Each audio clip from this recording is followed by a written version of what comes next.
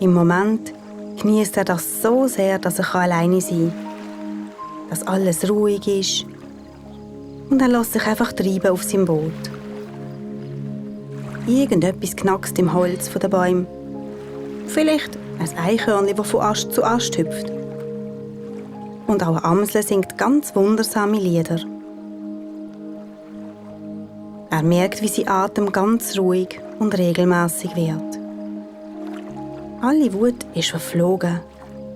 Er fühlt sich gelöst und sicher und geborgen. Und das genießt er fest. Und denkt, dass er das immer machen soll, wenn er so hässig ist. Egal wegen was. Seine Arme und Beine sind ganz schwer.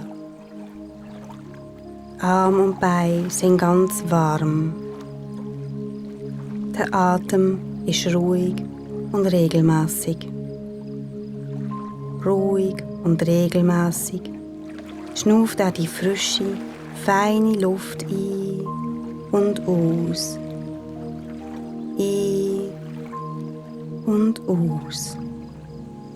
Spürt, wie sich seine Brust hebt und senkt beim Atmen. Arm und Beine sind ganz schwer. Arm und Beine sind ganz warm. Der Atem ist ruhig und regelmäßig. Das genießt er einfach einen Moment lang. Und als er sich ganz gestärkt fühlt, wieder voller Energie und Freude, macht er sich auf den Rückweg.